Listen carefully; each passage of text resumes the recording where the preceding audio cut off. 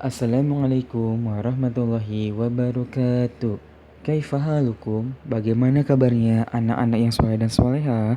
Semoga Allah Azza wa Jalla selalu memberikan kesehatan, keselamatan, keberkahan, dan kemudahan kepada kita semua. Alhamdulillah, hari ini kita akan membahas tentang tema 3, makanan sehat. Subtema 1, cara mengolah makanan bagi tubuh. Pembelajaran 3. Di pembelajaran 3 ini kita akan membahas tentang interaksi manusia dengan lingkungannya. Interaksi, ada yang tahu apa interaksi?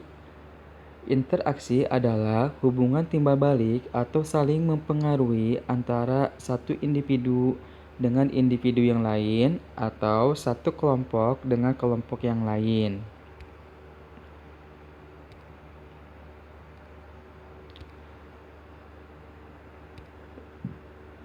Interaksi dilakukan dalam upaya memenuhi kebutuhan manusia. Jika interaksi tidak dilakukan, maka kebutuhan hidup manusia tidak akan terpenuhi. Contohnya, kita akan berinteraksi untuk membeli suatu barang. Untuk mendapatkan suatu barang, kita harus pergi ke pasar. Sedangkan di pasar banyak sekali orang-orang yang jualan. Nah, di sana maka terjadilah interaksi kita dalam jual beli suatu barang. Interaksi manusia dengan lingkungan sosial. Interaksi manusia dengan lingkungan sosial menghasilkan interaksi sosial. Interaksi sosial melibatkan individu atau kelompok. Interaksi manusia dengan lingkungan sosial terjadi jika individu atau kelompok saling berkomunikasi. Faktor-faktor interaksi sosial,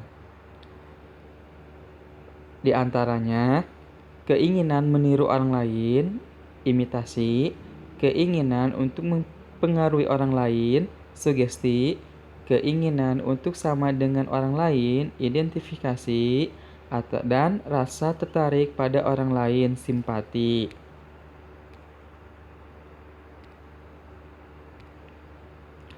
Interaksi manusia dengan lingkungan alam. Lingkungan alam adalah lingkungan yang terbentuk secara alami yang diciptakan oleh Allah Azza wa Jalla. Lingkungan alam berupa lingkungan biotik dan lingkungan abiotik. Lingkungan biotik adalah lingkungan alam yang berupa makhluk hidup, sedangkan lingkungan abiotik berupa benda mati. Manusia berinteraksi dengan lingkungan alam dilakukan melalui penyesuaian diri atau adaptasi dengan lingkungan. Contohnya, petani menanam padi menyesuaikan dengan waktu tanam atau musim bertani.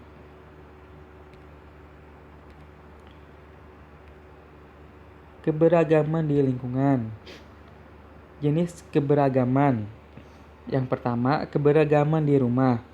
Di dalam keluarga, setiap anggota memiliki perbedaan di dalam sikap maupun karakter. Oleh sebab itu, sesama anggota keluarga harus rukun dan saling membantu. Tujuannya agar keluarga bahagia dan damai. 2. Keberagaman di sekolah. Di sekolah, kita berteman dengan teman-teman sekolah. Mereka memiliki perbedaan di antaranya ada ras, suku, fisik, dan lain sebagainya.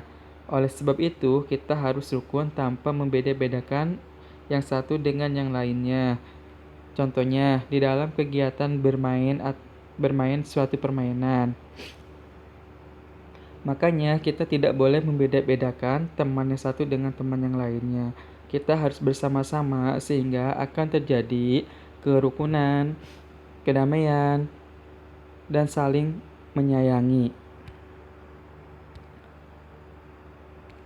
Yang ketiga, keberagaman di masyarakat. Di dalam masyarakat banyak sekali perbedaan, di antaranya ras, suku, agama, budaya, dan lain sebagainya. Selain itu juga, setiap individu yang tinggal di masyarakat memiliki kepribadian yang berbeda. 2. Sikap terhadap keberagaman di lingkungan. Perbedaan atau keberagaman di lingkungan sekitar memerlukan sikap toleran. Toleran merupakan sikap saling memahami atau menghargai. Sikap toleran akan memunculkan sikap peduli, simpati, dan empati. Sikap toleran juga menumbuhkan kerukunan dalam kehidupan di lingkungan. Contohnya, ketika Ketika di lingkungan rumah kita ada yang berbeda agama, kita harus saling menghargai dan menghargai agamanya. Kedua, apabila ada tetangga yang sakit, walaupun beda suku, ras, kita harus menjenguknya, sehingga kita akan menimbulkan sikap empati.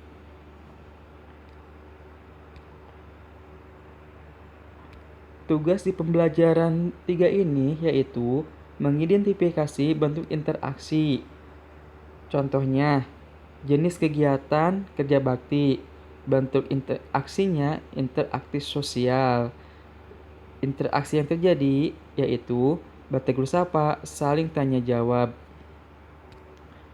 Dan yang kedua, berdiskusi dengan Umi dan Abinya tentang apakah mungkin seseorang tidak berinteraksi dengan orang lain.